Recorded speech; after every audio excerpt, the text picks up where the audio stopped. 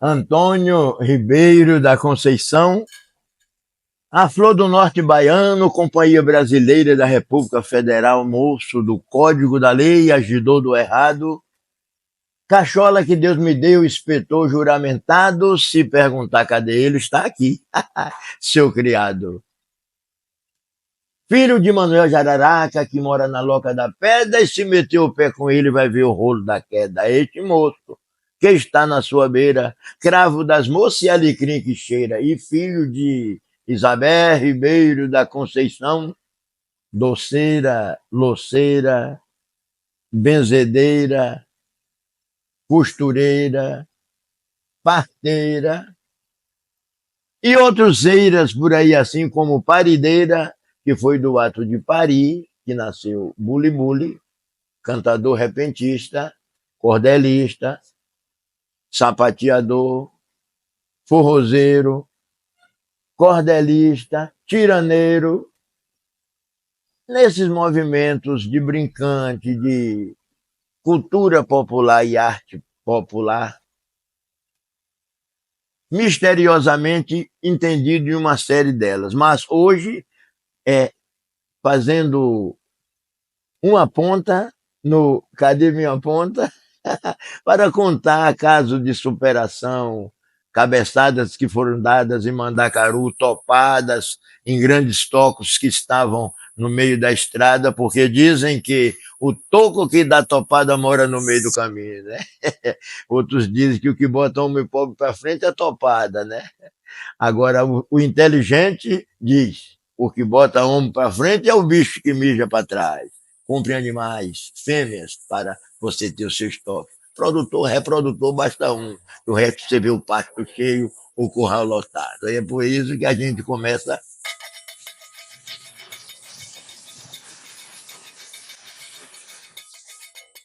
E desta forma, o cão ladra lá fora e a gente faz uma pausa no que estavam começando para depois um grande segmento.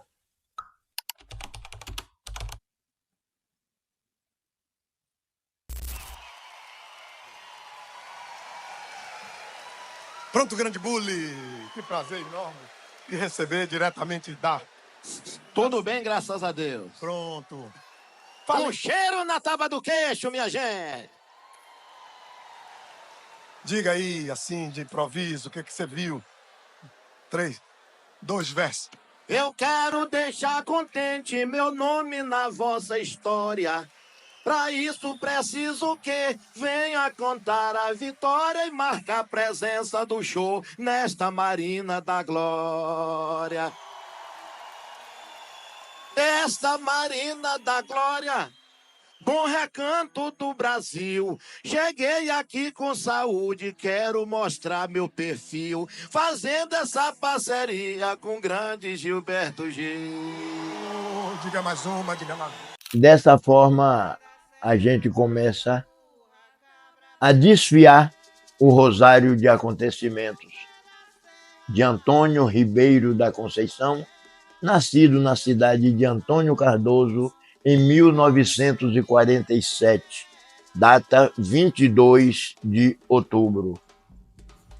Os pais, Manuel Belo da Conceição e Isabel Ribeiro da Conceição, brincantes, pessoas que surgiram da vida para a roça e da roça para o mundo, porque fizemos viagens pequenas, mas com grandes resultados. Eu tinha 4 anos e 8 meses, tempo de seca, em 1950 e 51, não foi ano lucrativo, e meu pai, com pouca saúde, aliás, com muita doença, fazendo uma análise da vida, disse: eu vou sair daqui para procurar um lugar verde, um lugar que chova, para morrer. Não vou morrer aqui assado neste verão escaldando. E foi para o município de São Félix. Saímos daí de Antônio Cardoso, pegamos a estrada e chegamos, pulamos o rio Paraguaçu e chegamos, dormimos, depois de um dia de viagem, dormimos na cidade de Cabaceiras, hoje Cabaceiras, antigamente era simplesmente uma vila e que tinha uma pousada, que tinha uma rancharia, e era a fazenda onde Castro Alves nasceu. Era a fazenda Cabaceiras, ali onde Castro Alves, Antônio Frederico de Castro Alves, nasceu. E ali passamos a noite, e a intenção era chegar na fazenda Ioiô Motinho, no Gravatá de Cima, ali na margem do rio Capivari. E desta forma, papai sabia que meu avô, João Muniz, estava lá e trabalhava todo o verão, acabava os trabalhos. Depois da colheita da roça de milho e feijão, meu avô ia para a zona da mata, uma região mais chuvosa que tinha trabalho. E a nossa intenção era chegar até o Gravatá, na fazenda do senhor Ioiô Motinho, onde meu avô já tinha pousado várias vezes, eles eram amigos. E por isso, quando nós chegamos lá, ele me disse: olha, seu João esteve aqui, mas o meu trabalho acabou, e ele foi para o outro lado do rio Capivari, para a fazenda de Antônio Aragão. E lá, com certeza, ele também tem casa desocupada. Antônio Aragão deve ter casa. E eu não acolho logo vocês aqui, porque eu não tenho casa desocupada. Então, nós seguimos viagem para o outro lado do rio Capivari, e lá num lugar chamado Campinhos, aí a gente estava no Gravatá. Em Campinhos, nós encontramos com o meu avô, e o seu Antônio Aragão tinha casa desocupada, arrendou essa casa ao meu pai, com muito pouca saúde, e tomamos o capricho de ficar aí em Campinhos. Neste momento, o meu pai levava alguns sobrinhos que moravam com a gente, meninote, mas trabalhador, e alguns amigos começaram a vir em busca de trabalho e usava a nossa casa como rancharia. E neste momento, meu pai alugou uma área de mata, Caatinga, que o senhor Antônio Aragão tinha por R$1 por ano. Não tinha lá um pé de nada, a não ser mato e madeira. Meu pai botou um roçado, chamou os colegas de lá da nossa região que estavam trabalhando aí, e começou um domingo, fez uma grande feijoada e botou esse roçado, e esperou o momento, queimou esse roçado e plantou cana, batata, mangará, gergelim e muita mandioca. Tinha a fonte do Purrão que vazava, deixava a água para aumentar, embrejar um corte de capim Angola, né? E o senhor Antônio Aragão tinha para os animais, e papai, aproveitando a água, foi irrigando parte dessa baixada, onde ele alugou por um conto de réis.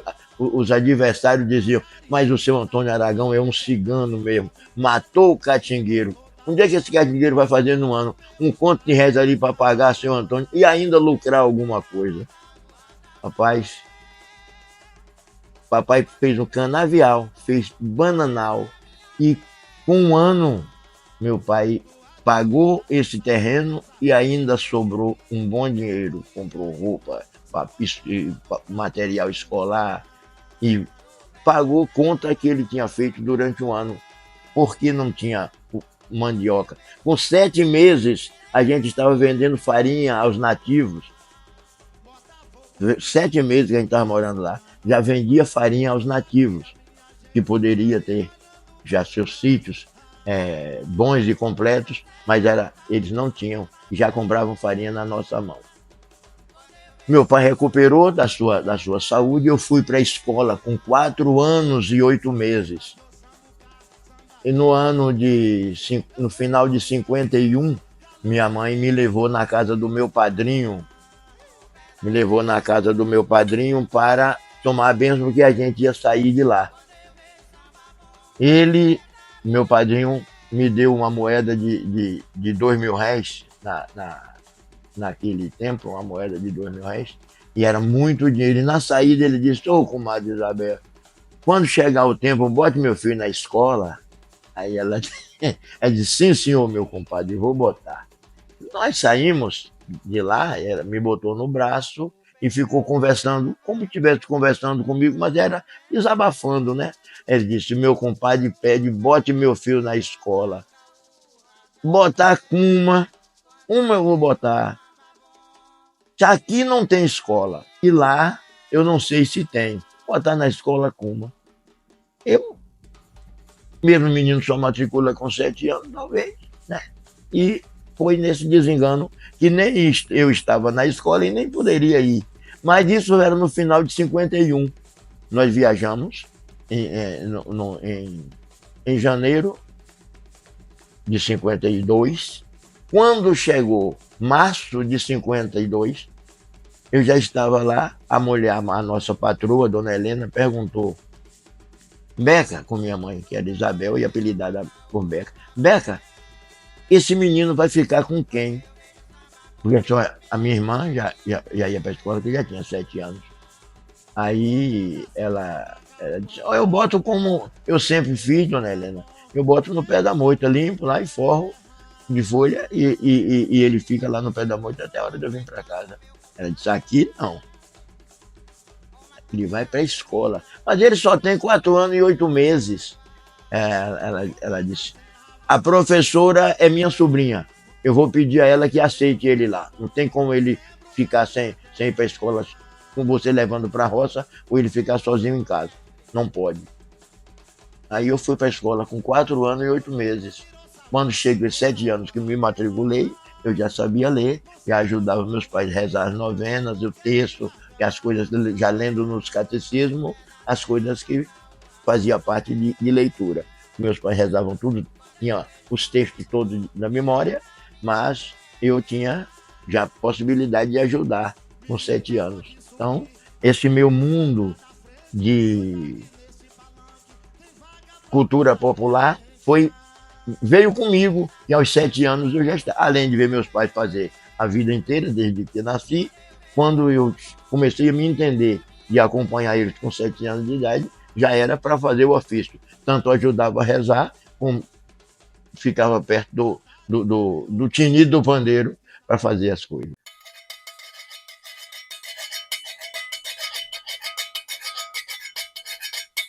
Tocar no Brasil é um amor. Tocar fora do Brasil é um entusiasmo. É aquilo que todo mundo quer e poucos conseguem. Então, eu fico entusiasmado para vir fazer esse show aqui, onde eu tenho um amor de fazer um show na minha terra. Todo mundo gostaria de cantar no exterior, de ter uma carreira internacional, mas isso é difícil, é para poucos. Então, fazemos com amor aquilo que fazemos em casa e guardamos um pouco do entusiasmo para fazer isso na terra dos outros. Eu vejo assim. Recentemente fizemos um CD rememorizando essa amizade deste período de 52.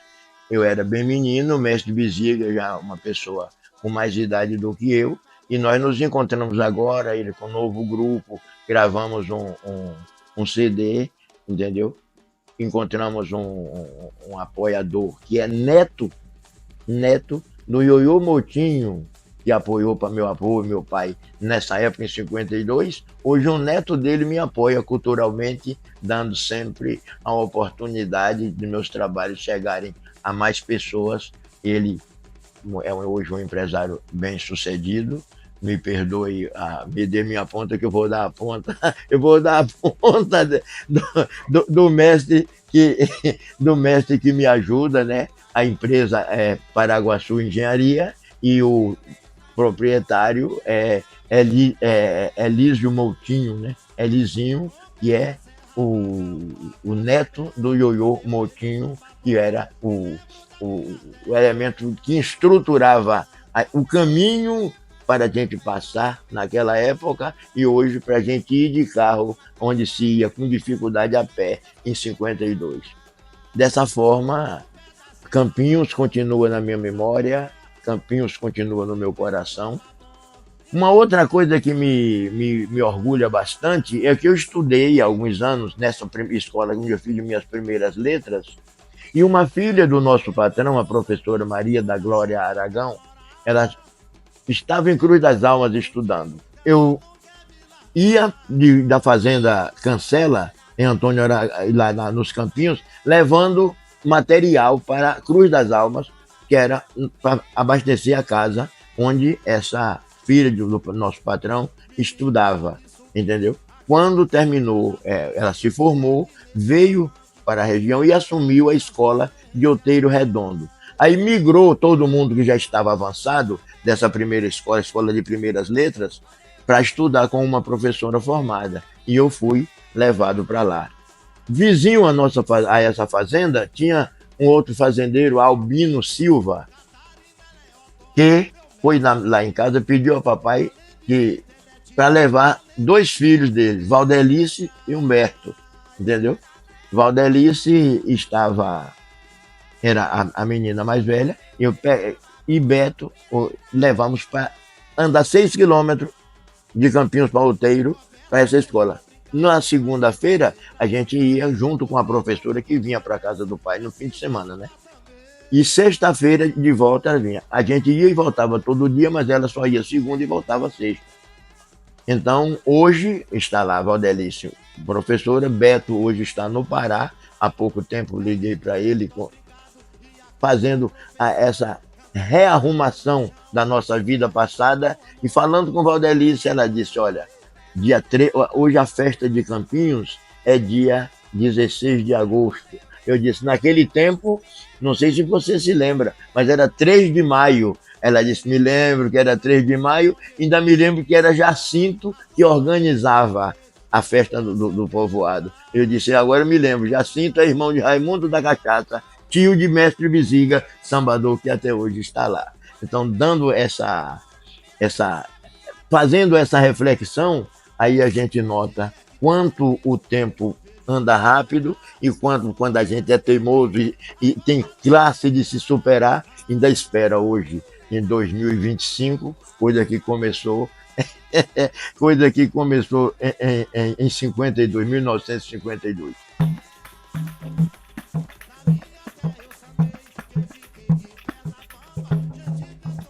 E dessa forma a gente vai mesclando. Assim, quando o papai morou lá em Campinhos durante 11 anos, lotamos de lavoura os 2 sítios que o papai tinha, esse que ele pagava um conto de réis por ano dessa área, e o sítio que a gente deixamos os 2 completos de roça, que não dava para amarrar um animal com 1 metro de corda, a não ser que fosse dentro da roça. E aí voltamos, graças a Deus, papai conseguiu um animal de montaria, conseguiu um animal de carga, começou a negociar no próprio ano de 1952 com amendoim torrado.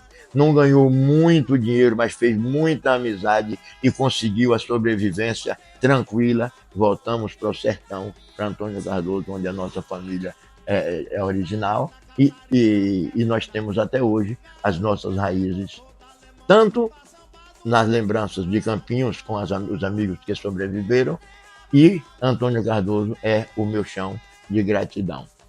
Entrei, quando voltei para Antônio Cardoso, trabalhei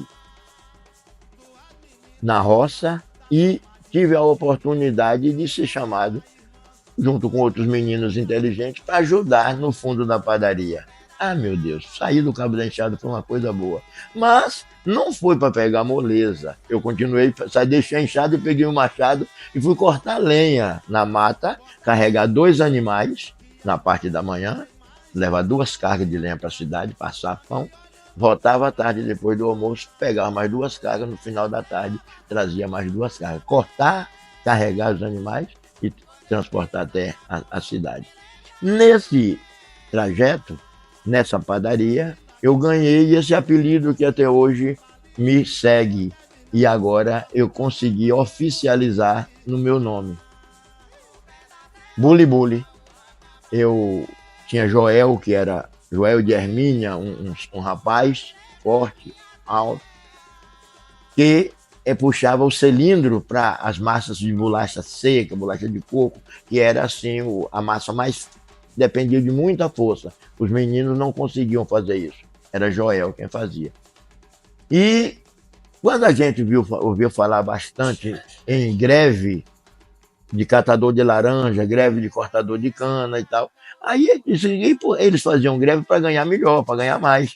E a gente ganhava, trabalhava que nem menino, trabalhava que nem homem e ganhava que nem menino.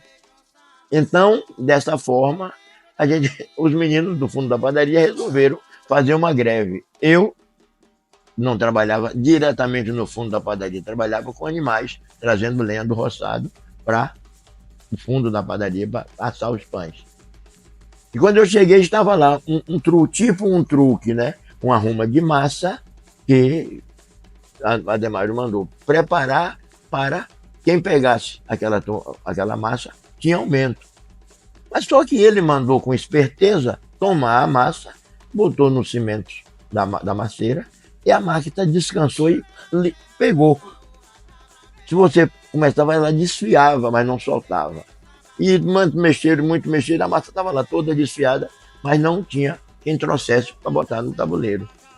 Aí, você não quer tentar não, Antônio? Eu disse, eu não. Vou fazer igual o senhor Ademário, me arrebentar. Aí o padeiro gostava muito de mim, ele disse, ninguém vai pegar. Ele é sacanagem de Ademário. Se você quiser tentar, eu lhe ajudo. Eu vou remover a massa, jogo farinha do reino, puxo para cima, ela fica solta, aí você banha. Mas do jeito que está, ninguém tira. Eu disse, pode fazer, mas não que eu não vou pegar. Se você resolver, aí ele lá tomou a massa, jogou farinha do reino, puxou para cima, ficou solta. Eu aí passei farinha do reino nos braços, na barriga e tal. Disse, agora eu vou ver se pego, viu? Aí cheguei lá, banhei, porque a massa estava solta. Aí botei no tabuleiro, ai, palma para Antônio de Manezinho, ai, palma para Antônio de Manezinho. Aí, Joel, você é um homem desse, não pegou? Rapaz, Antônio pegou também, um menino. Ele disse, vocês estão enganados, ele é que nem buli-buli, não vai desenvolver, não, só vai se transformar. Ele é pequeno, mas é velho. Ah, Joel, buli-buli, buli-buli. Nunca me importei e terminou o nome pegando. Logo em seguida, eu deixei de trabalhar na padaria e comecei buscando laranja de Cruz das Almas. Meu pai, os animais que nós compramos nos campinhos, vieram com a gente para Antônio Cardoso. E aí eu comecei a buscar esse animal, as cargas de laranja em Cruz das Almas, na fazenda Campo Limpo, de Dr. Ramiro Eloy Passos. E dessa forma, eu saí da padaria e continuei negociando com laranja. Arranjei um caixão de sabão, botei várias garrafas de bebida ali, tal, fazia meu botequim e levava para as novenas. Lá papai, depois de rezar a novena, ia vender amendoim, eu vendia cocada e bebida, vinho, esse negócio. E aí fui levando a vida, até fiz os 17 anos e meio e comecei a trabalhar com calçamento, organização de ruas públicas, com a profissão de calceteiro. Então, primeiro era um trabalho braçal e logo em seguida um trabalho muito duro, muito rígido, mas que já dependia de alguma técnica e por isso se ganhava um pouco melhor. Dessa forma, eu fui para esse serviço de calceteiro. Mudei, corri trecho durante muito tempo, aí depois fui atrás de um bom calçamento em Paulo Afonso. Isso aí eu já estava de cangote grosso, já com namorada certa e tal, e logo em 70, o dia 1º de dezembro de 70, eu fui para Paulo Afonso, em 71 continuei por lá, 72 eu me casei e entrei na Chess. Ai, meu Deus, a coisa foi boa, mas deu muito acerto e desacerto, porque a Chess é uma empresa muito grande e quando você cresce dentro da Chess, parece que tem muito mais quem olhe com o olhar do mal do que quem veja benesses no seu crescimento dentro da empresa. Eu fui obrigado a pedir contas da empresa e fui almejado pela Setenco Engenharia, que estava trabalhando lá na época, mas eu preferi, em vez de ir para a Setenco, arriscar porque eu já me achava um cantador, um elemento que escrevia literatura de cordel, e se eu fizesse profissão disso, eu já tinha fé que você conseguiria. E aí fui, passei uns tempos, depois entrei, mais de 10 anos eu fiquei na cantoria, entrei no Estado, fiquei mais de 17 anos na Secretaria de Educação. Há pouco tempo ainda encontrei pessoas que, nessa época que eu estava no Estado, participando do PRODE-Arte, que era a arte integrada na escola. E eu tinha os grandes encontros do Pará, o Brasil inteiro aqui na Bahia, e eu era responsável para recepcionar esse pessoal todo. E nisso eu voltei, eu saí do Estado, voltei para ser um profissional liberal. Sem ser empregado de ninguém, eu voltei para... Aí entrei na prefeitura de Camaçari. E nessa prefeitura eu sofri um acidente, fiquei renal. Já vinha com a diabetes me provocando. Eu terminei os rins parando e fazer hemodiálise. E um dia estava em feira, ia cantar no festival. Um colega fez uma crítica que o meu rim tinha me deixado sozinho. Ele disse, eu fiquei só no caminho, mas eu não estou nem ligando.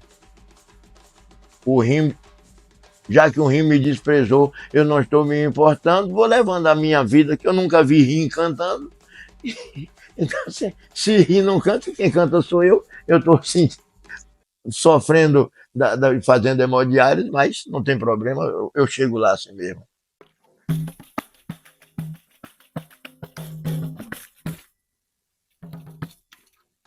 Então, neste mundo da cantoria, eu fui crescendo, abrindo espaço, trabalhando em vários outros estados, subindo e sendo desejado que vá a outros países, mas eu, nessa situação de renal, estava com muita limitação. Mas existe um convênio do Brasil com alguns países que o nosso Ministério da Saúde tem convênio, e as nossas necessidades em determinado país que tem convênio com o Brasil, você pode ter uma secretaria especial que você entra em contato. O país que está desejando, que vai ter a sua presença, tendo o convênio com o Brasil, você consegue fazer seu tratamento, agendar seu tratamento lá. E eu ia para Portugal, ia para a França, ia a vários países da Europa e marcava as minhas hemodiálises lá, entendeu? E fazia, voltava, e quando estava na véspera de vir, eu fazia novamente, e chegava o dia da viagem. No dia que eu chegava aqui, faria fazia lá, viajava e fazia aqui. Quando chegava, retomava o meu destino. Isso veio depois, o benefício de eu conseguir o transplante. Aí agora ficou decente. Mas como a diabetes não parava de me perseguir, ela conseguiu me mandar uma amputação. Eu perdi meu pé esquerdo, mas ela queria o outro pé. Aí eu disse que o outro pé não dava. Me dá o pé, não dou. O outro pé foi perigoso. Aí perdi a metade.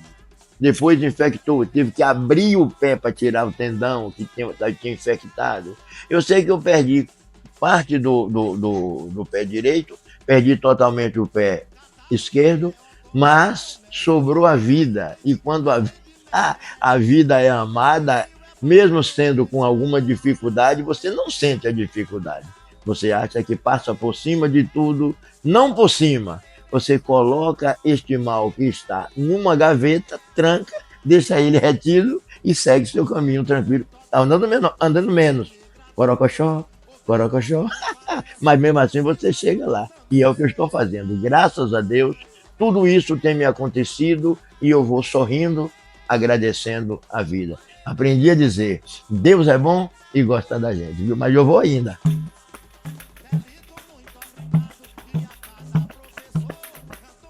Discordar é um direito e você tem. Dar valor é normal para quem conhece, é enorme o alguém que reconhece que existe valor no outro alguém. Que eu sou diferente, tudo bem, mas conheça quem sou, veja de perto. Tudo é fácil depois de descoberto, vivo em paz e não tenho problema algum. Fazer cartas em martelo é tão comum, eu já fiz mais de 30 e deram certo. Deus é bom e gosta da gente. Volto agora, viu?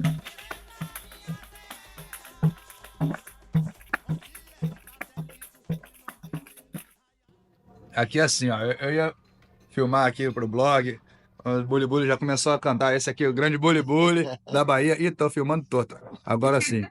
E eu falei pra ele que eu já era fã, não conhecia pessoalmente. Ele vai uma canjinha só pro pessoal do meu blog aí, Bully Bully. Ai, colega, eu vou ver se faço. Os 10,5 da usina, eu vou ver se faço. Os 10,5 da usina, eu tinha meio, botei meio e ficou um. Mas olha lá que eu tinha um, eu botei meio, 1,5. Tinha 1,5, botei meio e ficou 2. Eu tinha 2, eu botei meio, 2,5. Tinha 2,5, eu botei meio, ficou 3. E veja bem que eu tinha 3, eu botei meio, 3,5. Tinha 3,5, botei meio, ficou 4. Eu tinha 4, botei meio, 4,5. Tinha 4,5, botei meio, ficou 5. Eu tinha 5, botei meio, 5,5. Tinha 5,5, botei meio, ficou 6. Eu tinha 6, botei meio, 6,5. Tinha 6,5, botei meio, ficou 7. Olhando lá que eu tinha 7, botei meio, 7,5. Tinha 7,5, botei meio, ficou 8. Eu tinha 8, botei meio, 8,5. Tinha 8,5, botei meio, ficou 9. Olha lá, eu tinha 9, botei meio, 9,5. Tinha 9,5, botei meio, ficou 10. Eu tinha 10, botei meio, 10,5. Minha gente, eu terminei os 10,5 da usina. E menina, quem come papa, macaco come resina. No começo não é nada. O choro é quando termina. Eu já fiz e desmanchei os 10,5 da usina.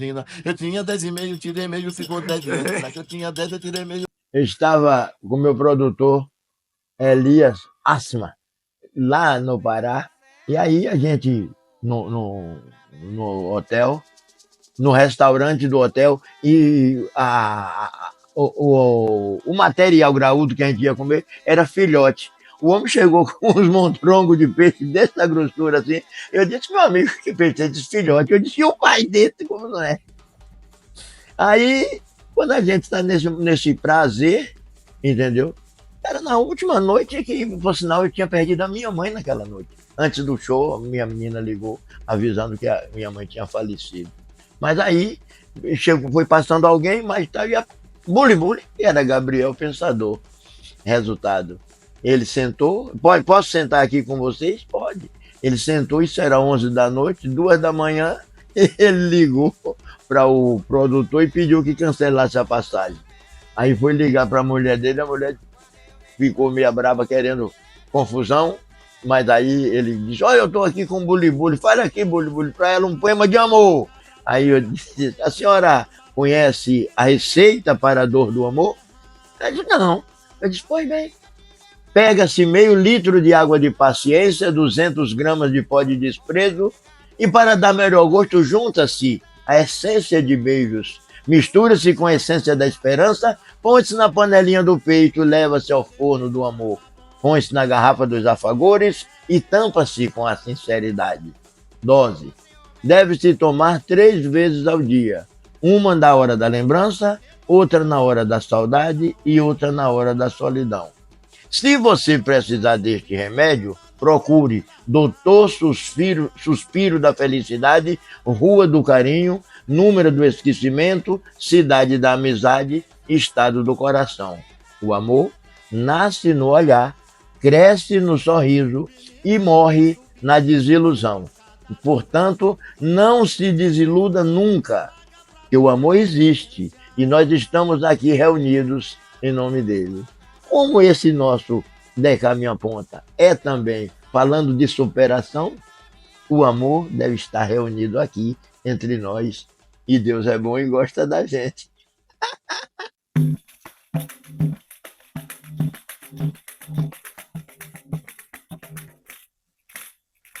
Neste universo que nós estávamos levando S alto e baixo, tinha duas coisas que eu gostaria de citar. Ontem, eu, lembrando aqui com a minha esposa, dizendo, é difícil você falar, levar o amigo para a última viagem, levar até o cemitério.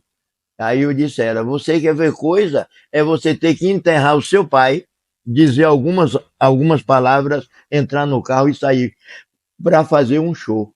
Eu acabei de enterrar o meu pai e fui cantar na exposição de Ipiaú. Saí dali com a garganta travada, viajei até Ipiaú, cheguei lá morrendo de dor de cabeça, entrei no hotel, tomei uma chuveirada muito esperta, entrei, liguei o ar-condicionado na maior frieza e relaxei. A dor de cabeça que eu estava sentindo é que eu estava com os dentes cerrados. Os dentes estavam entrando aqui, parece que na parte do crânio. Quando terminou, eu relaxei, parei a dor de cabeça, fui, fiz o show, voltei, no outro dia vim para casa. Estava no Pará fazendo uma sequência de shows.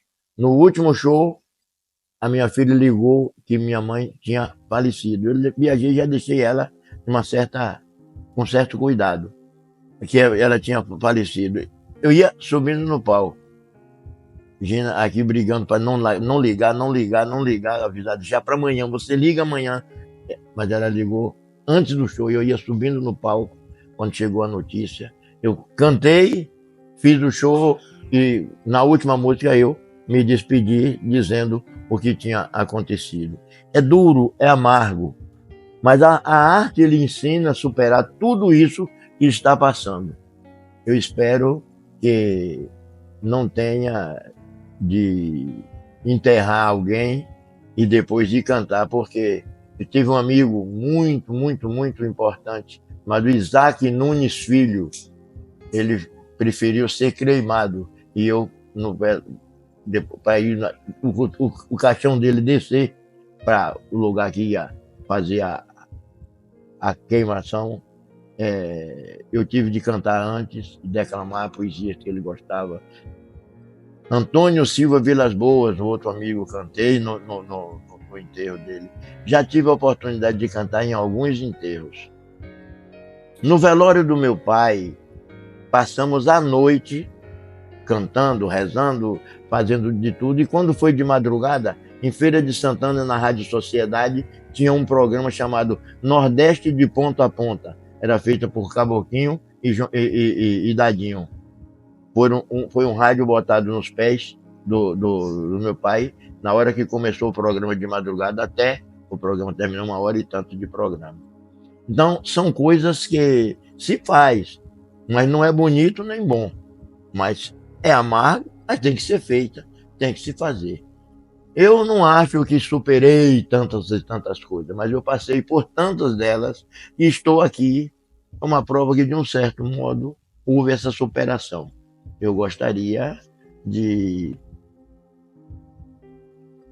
ser mais brando e aprender a chorar mais para valer a pena a gente ter, por exemplo, essa inundação da alma com lágrimas, e lágrimas sinceras, lágrimas de sentimento, porque ser tão duro, eu não chorei, eu não choro, talvez não seja bom para a alma. Isso deve inflamar mais a alma do que se você abastecer com a lágrima salgada, todo esse doce que a vida nos nega, né? E a gente abastece com lágrima salgada.